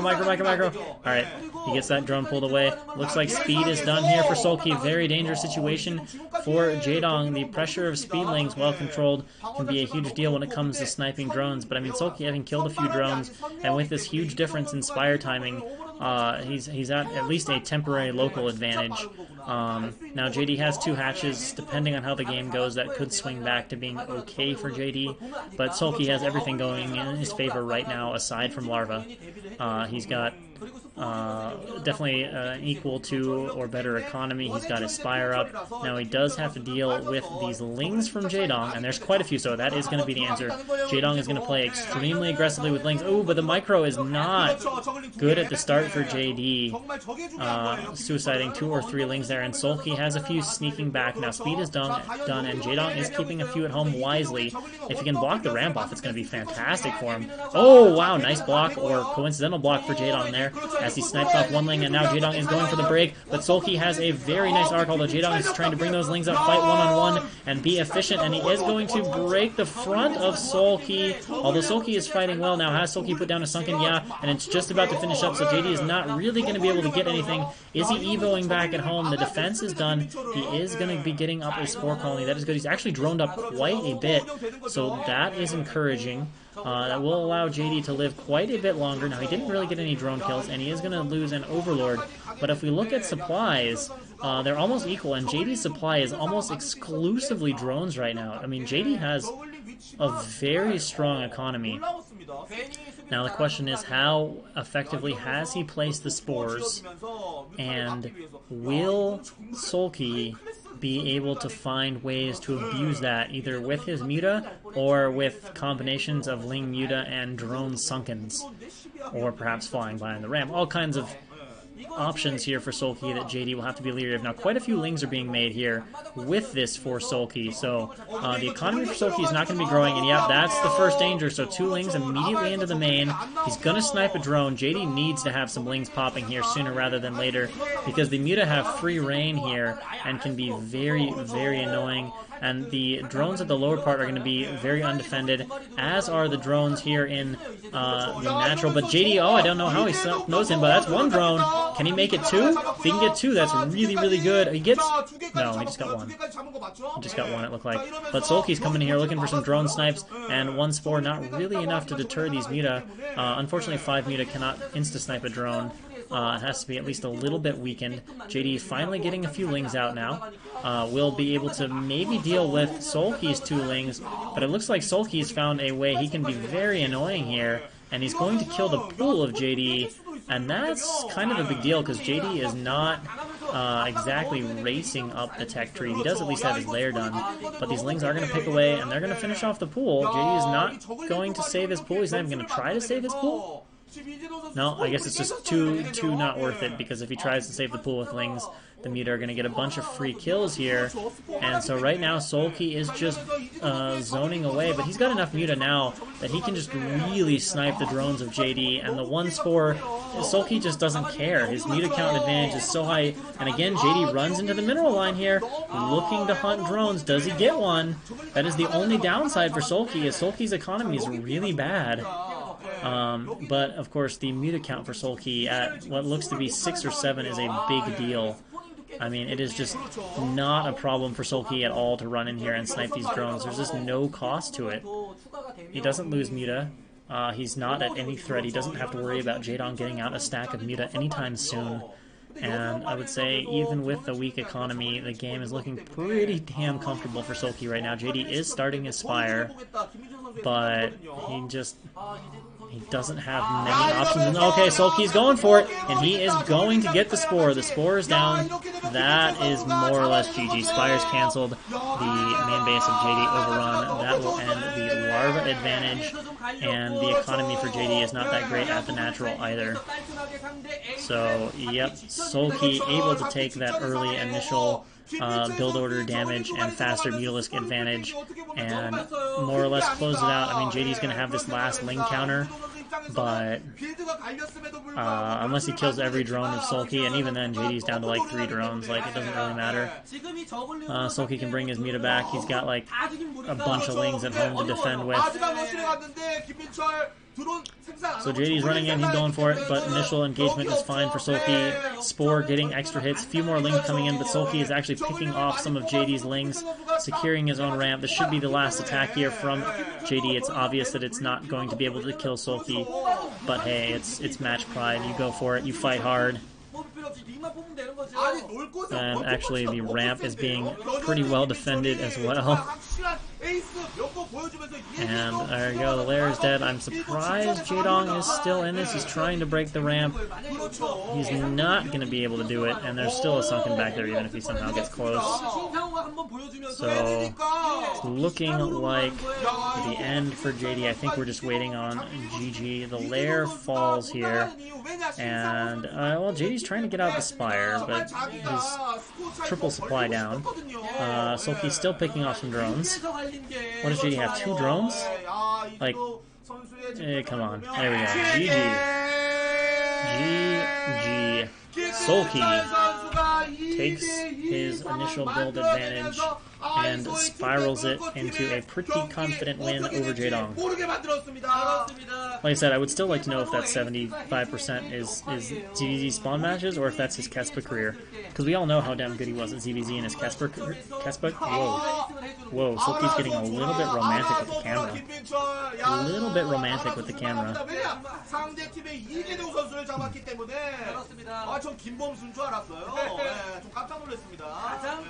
Alright, we're 2-2. Let's see, who's next? It's another CVZ. I think it's Miso versus 김윤환 선수가 여기서 초를 치지만 않으면 맞습니다. Miso versus somebody. 물꽃이 김지성의 또 활약으로 마무리 지을 수도 있는 거고. Can't remember. 네, 야 이렇게 되면 아이소이 팀이 2대2 동점이 만들어. Either way, Miso plays somebody. Where Miso, whatever you want to call him. He's been going by Miso in KSL. So Miso. Oh wait, no, he's been going by Where in KSL. Right? 그렇죠, 그렇죠. Right? 야, 그리고 또 다음 경기도 어떻게 보면 이거 또 Korean stuff is still a bit loud. Oh, the volume got turned up a bit. Shit. Yeah, you're right. It was too loud. 정말 초대박, 정말 하이 클래스의 저저전을 봤다면. I don't know the coaches of either of the two, unfortunately. Off the top of my head. 제동 선수와 김민철 선수의 저그전은 좀 저희가 좀 경건한 마음으로 그렇죠. 이렇게 감상을 해야 된다면 Calm. Oh, Calm is the coach? Oh, or is it Calm versus Where? That would make sense for the match. Thanks. That would make sense. I guess Calm could probably be the coach too, but usually the coaches have been even a bit more old school than Calm. Calm's actually pretty big on Africa, in all honesty. Like, he's always one of the guys getting pretty big viewer counts. I mean, Flash gets a ton. JD gets a ton. Brittany gets a ton. But Calm, I always see him up there in the top 5 or 6. He seems to have a pretty big fan base in Korea. But I wonder, is like Calm, because obviously Calm's level of play is not like insanely high right now. So I'm curious if that's like more of a looks thing, if it's more of a personality thing, or a combination of both. But either way, we are going to have Miso versus Calm. They are confirming it right now. Their win rates are both not very good. 50% versus 55%, it looks like, is the breakdown versus Z. Or KSL, ASL, MPL, it's 37% and no stats for Calm. And then they're showing something from before 20. That was the career rates or something, I guess. Because Miso only has 2 games and Calm has like 100. Oh, Zeus and Iris. Okay, that would make sense. Berserker Terran.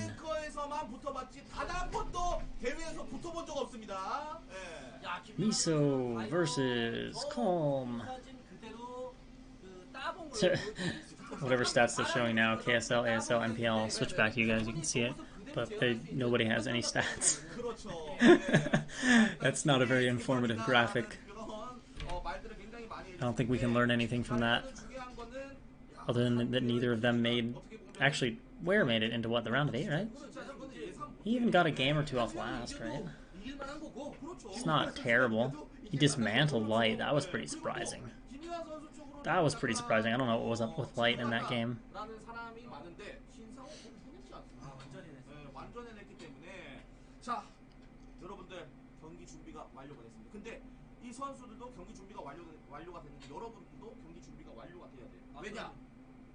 정말 하이 클래스 저저전 보다가 와 이게 뭐야?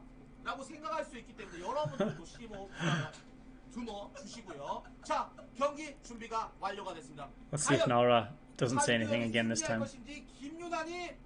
He just lets Brittany do all the hype. 경기 시작하겠습니다. Yeah, you're right. He doesn't say anything. He just sits there and Miso. Burkut.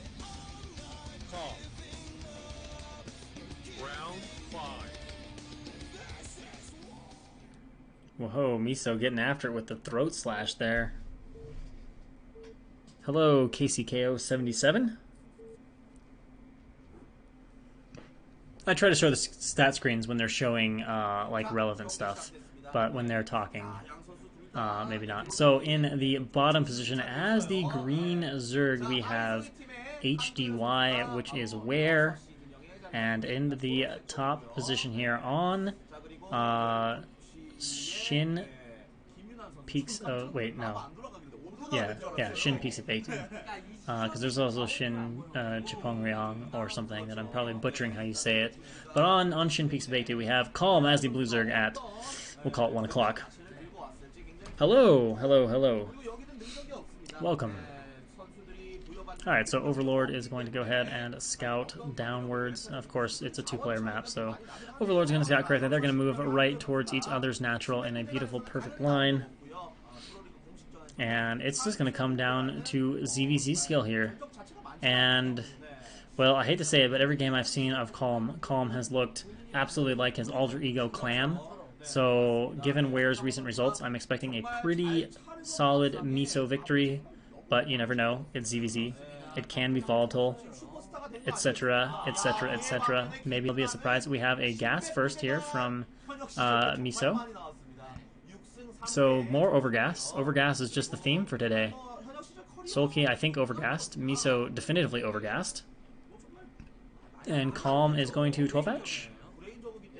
12 hatchery. And Miso getting those drones immediately on gas mining. Look at that nice little sectioning them out. Perfect timing on that. Yeah, so 12 hatch from Calm.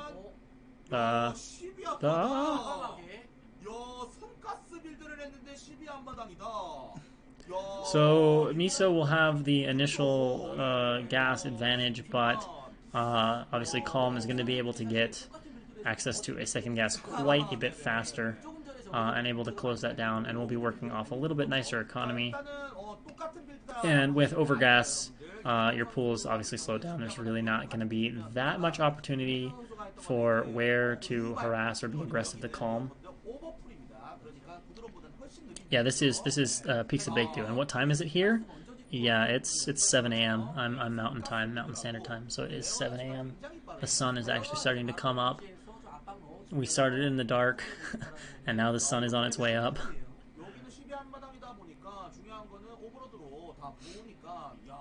And hello, Best. Best, are you real Best? Or, because that would be insane. But hello, either way. But yeah, it's 7 a.m. here. Luckily, I got my blackout curtains. Map is Peaks of Baekdu, yes.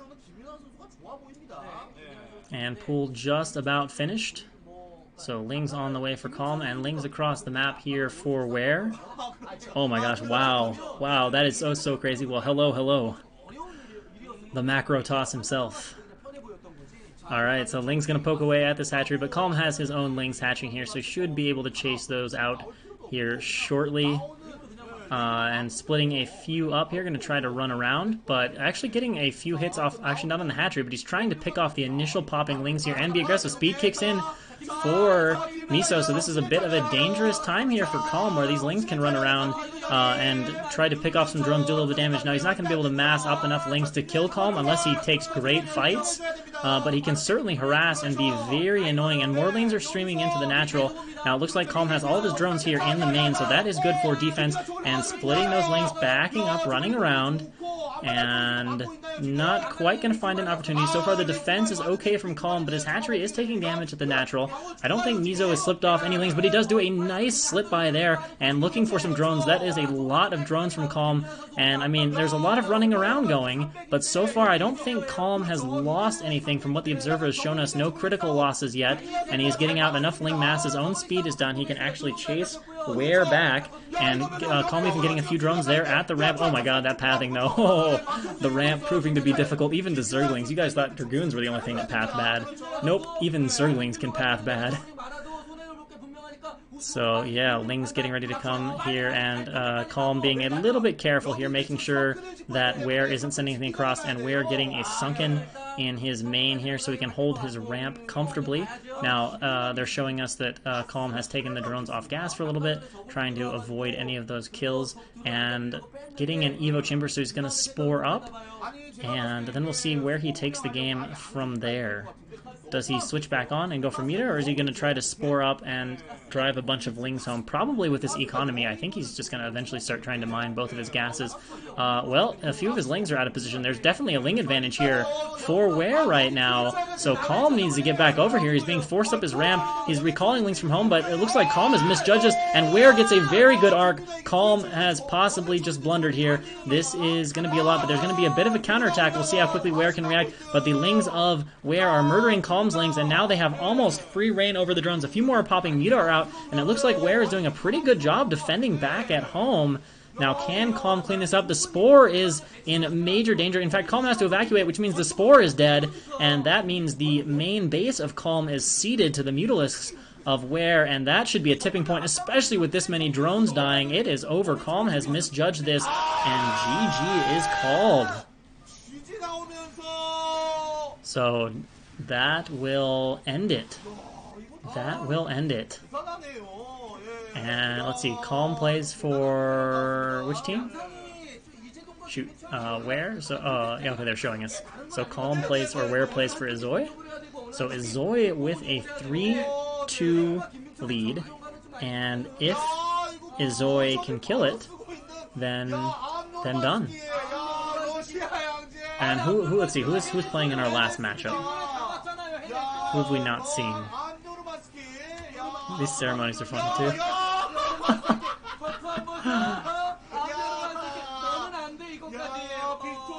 Where gets it done? Isoi goes up 3-2. One more win, and they're on the way. On the way to dominant victory.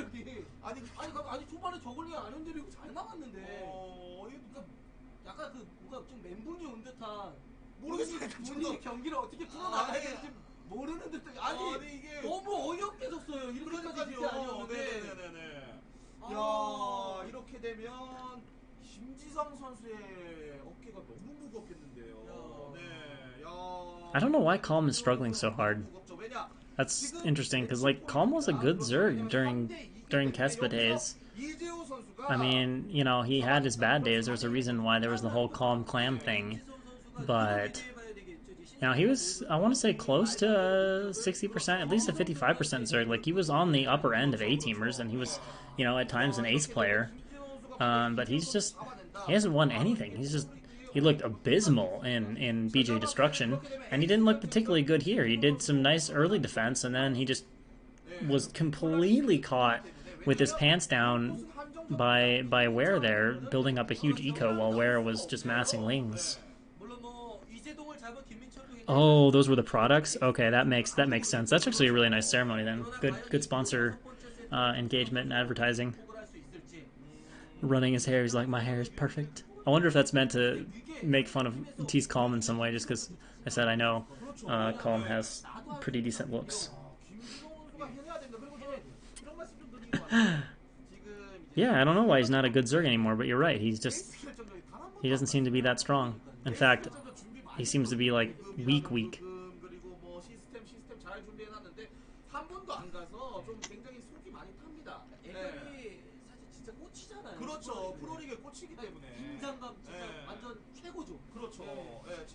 Brittany and Naura. Will we get an ace match today, guys? Will we get an ace match? Oh, I think we have Light still to play, right? Light versus somebody. Oh man, could we get Soulkey versus Light? Who's on which team? I can switch it back and look at it and figure out who's on which team. Figure out what we have left and who we could possibly get if we get ace, if we get lucky enough to go all the way to ace.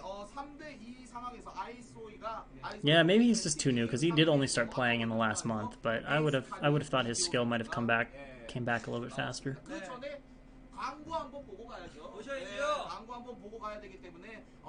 Alright, so taking a look here. Yeah, we haven't seen Light play. And we haven't seen Mini play, so we have Light versus Mini. Which actually should mean we'll probably get an ace, because Mini's probably going to beat Light. And so then we can get what? We can get Soulkey versus Light. That would be a good match. There's Mini versus Jaedong could be fun. There's some possibilities here. Well, hopefully Mini will take it. Brittany needs Nalra's earlobes. I'm not sure I've ever analyzed it in that much detail. Now I'm gonna have to pay attention to this because I don't know. I just have to see what you're talking about. See if I know where you're going with this or not.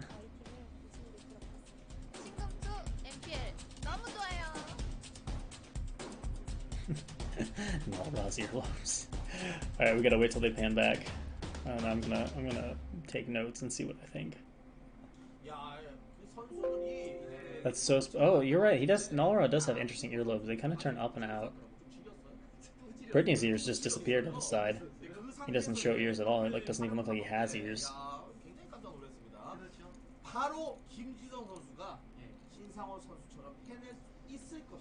해내야 됩니다. SK텔레콤 T1 출신의 김지성 선수 SK텔레콤 T1. 낼수 있을 것인지 경기 준비가 완료가 됐거든요. Alright, yes. 마지막 경기가 될 수도 있는 Wait, we did already see Mini play. 김지성 선수 테란 대 Right? 테란전 경기 시작. I think we did. Oh well. We're gonna find out who the players are right now. Isoi perfect man. Light. Oh, perfect man. Brookwood. Sorry. Round 6. Oh, light and what? I'm so confused. Light and sorry. All right. Well, I hope sorry is like a Brotos, but he's not. Oh, it's a TBT. Ooh. Well, we're probably not gonna get an ace match then, unless sorry is actually Flash's secret AKA account, and Flash is in this league on 2 different teams. Light has OK TBT. So in Tau Cross, in the bottom position here at 5 o'clock, as the Blue Terran, we have Light looking to close it out for his team with a 4-2 victory.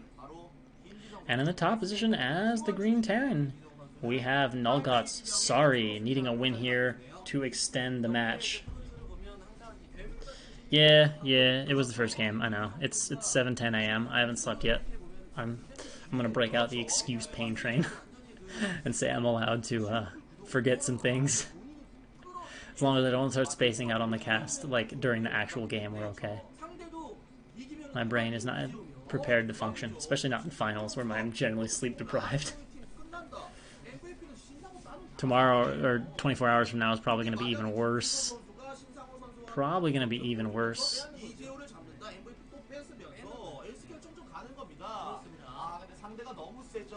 Wow, who would have thought? Both players would start with a supply depot.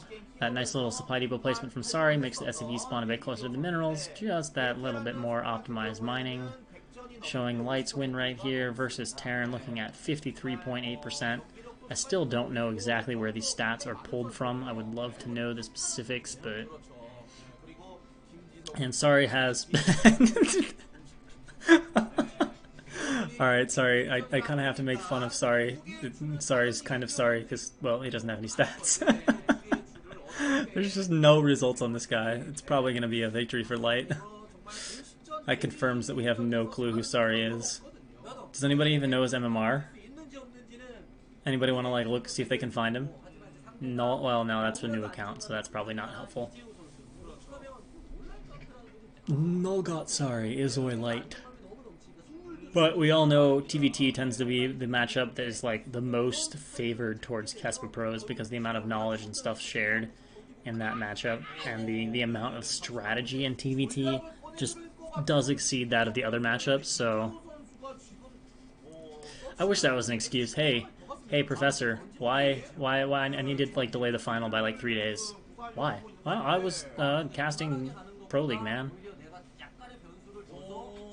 But you know how awesome that would be if you actually had a teacher that like was like a Broodwar fan. If I like walked into my class and the teacher was like, "Oh, you were casting MPL last night." All right, so factory's going down for both players, but Light is actually gonna proxy fact forward factory. So we're gonna have a little bit of a fast vulture harass. Light trying to end it quickly, do some damage. Nobody knows. Sorry. Nobody knows. Sorry.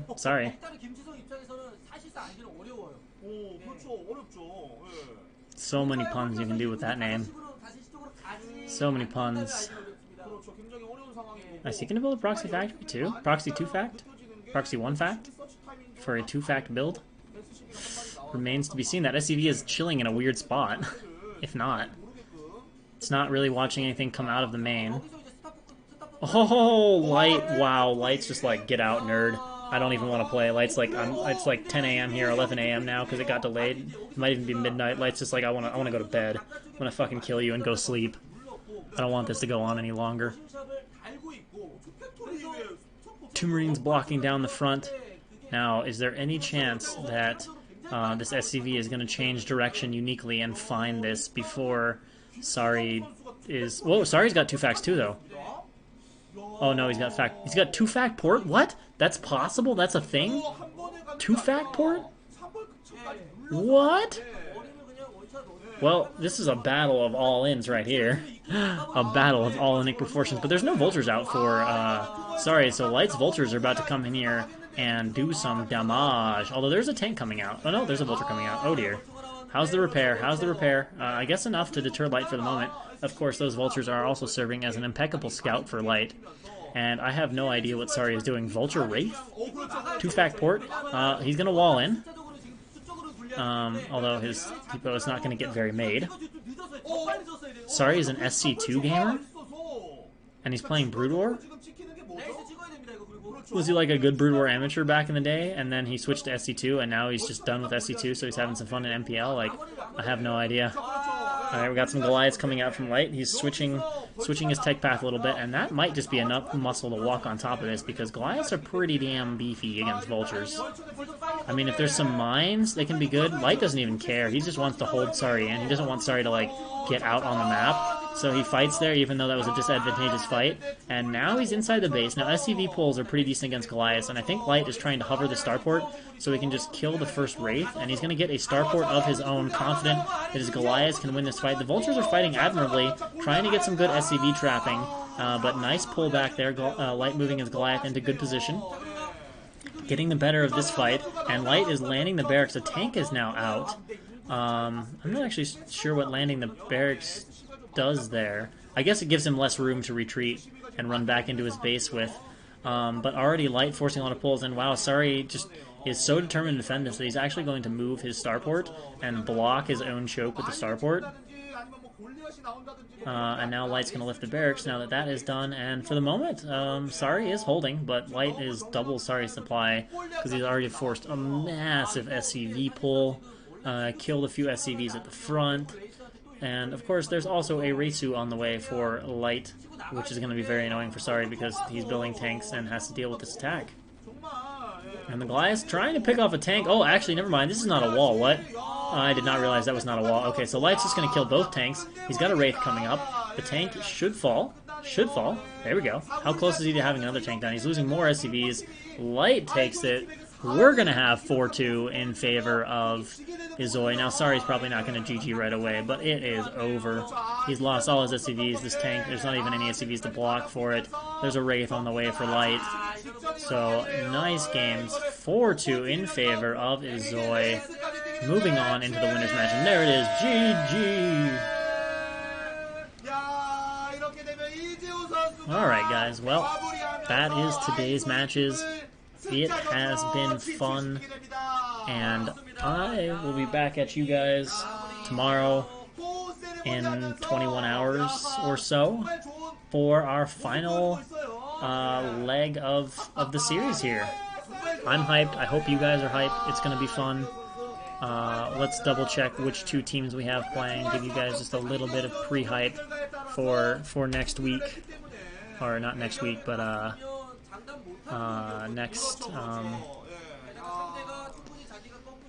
tomorrow, today. I don't even know. It all blends together. My sleep is so confused right now. It doesn't even know. Burning the midnight oil to bring these to you. Alright, let's find our MPL shit. Where are we at? New ProLeague games cast. We're looking for team standing. Alright, so our final match here, we're going to have, well, the sponsors are in Korean, I can't quite see them, but the teams, the coach is Reach versus Busan, Reach's team versus Busan's team, and Larva, Larva, Best, Harang, Piano, and I don't know who 815 is, and unknown female gamer, against the team of Flash. Oh, what, he's back? C, we haven't seen C play in a while. Shine, Tyson, Lita. Oh, let's take a look at this here. All right, so just comparing players kind of across the board. Flash is obviously better than Larva. Best is going to be better than C though, probably. He's in pretty good shape. Harang is decent compared to Shine, though it's hard to say. Shine, for someone that doesn't play and practice a ton and does obsing and all that stuff, Shine is damn good. Bag of build style. Organ is good, especially TVZ. Well, he's good in TVZ, he's okay elsewhere. Tyson has been terrible in everything I've seen. Sorry, Tyson, but apparently he gets super nervous and just sucks. And then Lita is probably better than 815, unless I'm totally not understanding who 815 is. So if we look at it on that way, I'd give a point to our team on the right, and then a point to our team on the left, 1-1. Then it would be, that could go either way. I would say 1.5, 1.5. Definitely to Oregon. Definitely, that's pretty balanced. Depends on the female streamer. It should be a good series. Should be a good series. All right, guys. Well, it's been fun. All right, Tamia, I will keep that suggestion in mind for the future and make sure to leave the screen on that for you. And thanks to everybody for watching. And yeah, I'll see you guys today, tomorrow, whatever you want to call it. 28, 21 hours. 20.5 hours. Thanks for tuning in. Bye bye. 함께 해주십니다. 네, 정선 캐스터가 와주시는데, 야, 이거는 정말 어떻게 보면 역사적인 날인 것 같은데요. 네. 진짜 어마어마하게 또 경력이 많은. 그렇죠. 예, 네. 그러니까 여성 캐스터가 많이 없거든요. 예전에는 이런 캐스터도 좀 있었는데. 아, 잠깐 넘어가고요. 넘어갈게요. 예, 넘어갈게요. 내일도 해주세요. 예, 알겠습니다. 예, 알겠습니다. 내일 3인 체제. 예, 알겠습니다. 지금 섭외했어요? 예, 네, 알겠습니다. 자, 내일도 강민 해설위원님이랑 3인 체제. 아니, 정선희 캐스터님이랑은 좀 많이 해보셨나요? 아, 중계 자체를? 굉장히 많이 했죠. 넘어갈게요. 오케이. 얼마나 많이 하셨죠? 많이 했는데요. 네. 많이 했어요. 이거 얼마나 많이 했어요? 몇 년 했죠. 넘어갈게요. 네. 오케이. 자, 좋습니다. 자, 그리고 다음 주는 이제 해설분들이 어떻게 나오는지, 야, NPL 시즌2 전속 캐스터가 이제 저가 은퇴할 때가 되게 아니 제가 또 위로 올라가면 또 올라갈수록 예, 아무래도 이제 우리 부회장님 이제 체력도 좀 딸릴 수 있고 예, 아무래도 이게 경기에서 무게감이 또 있잖아요. 네네네네네. 그렇기 때문에 이제 전영준 캐스터가 이제 다음 주 A조, B조 승자전부터 결승전까지 함께 해주십니다. 네, 결승전까지 전영준 캐스터가 감전동에 오는 거예요. 네, 그렇게 되면서 저는 캐스터를 은퇴했지만 옆에서 해설자로 복귀합니다. 근데 저 해설도 사실은 저 이제 제가 빠질까요? 그래서 결승전에 생각하고 있는 게 있습니다. 전영준 캐스터, 이승원 해설위원, 그 다음에 김정민 해설위원 이렇게 하면 진짜 그러니까 그거죠. 본인까지 해서 What? 4인 중에 아니요, 저는 이제 대표로 That was like the Twitch subscribing sound. 빠지라는 소리가 너무 많아요. 아니 이게 참 That was weird. 전영준 캐스터 섭외하기 빠지래요 이제.